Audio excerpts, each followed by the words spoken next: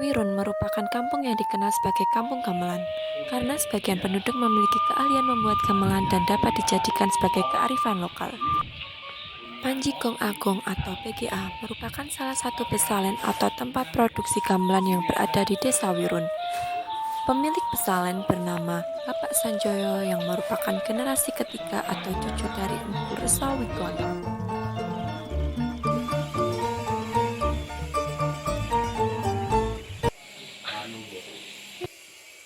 Halo teman-teman, saya Amanda Arisa Putri dari Biotika Farmasistikes Nasional Surakarta. Di sini saya akan menjelaskan tentang objek pariwisata sebagai kearifan lokal yang berada di Desa Sukoharjo, tepatnya di daerah Wirun sebagai wisata gamelan. Digawonen nanggonin bapakmu. Aja dolanan wae nduk. Ya mbak, ayo Dun, kalau dolanan wae lah. Sing hati-hati yo nduk. Di sini saya akan melakukan wawancara bersama dengan Bapak Sanjoyo selaku pemilik usaha gamelan di Desa Wirun.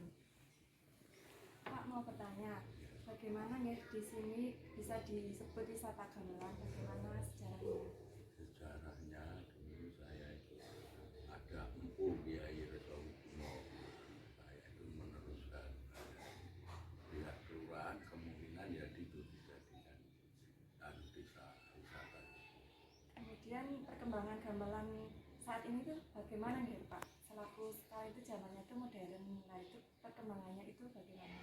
Alhamdulillah ya ini perkembangannya ya agak sedikit ada kemajuan, ada kesenangan keluar dari ya daerah-daerah itu.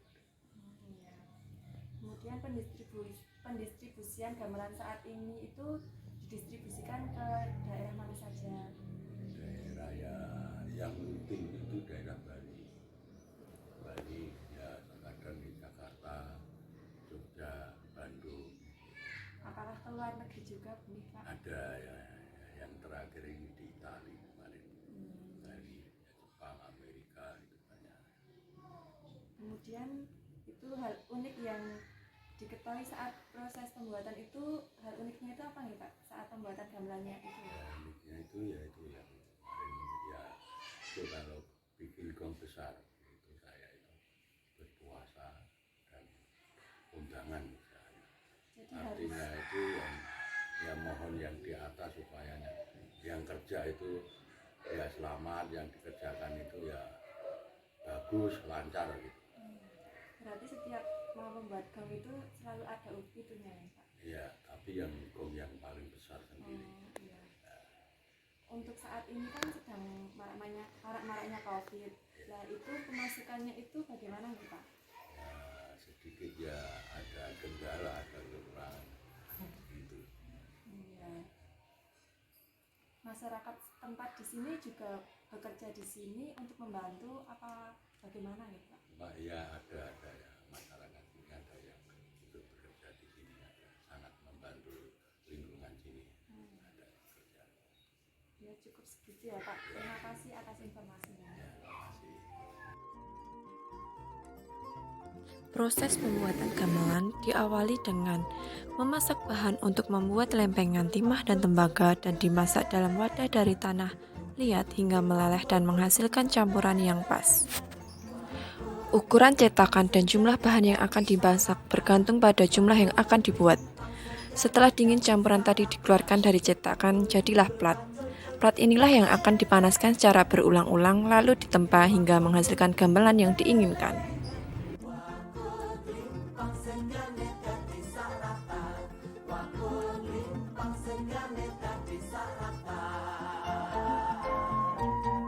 Mangkano nduk. Proses pengempaan gamelan. Proses pengempaan gamelan membutuhkan banyak tenaga kerja. Salah satunya yang jadi tenaga kerja di situ adalah warga masyarakat di Desa Wirun. Mereka bekerja secara gotong royong dan bergantian dalam pengempaan gamelan.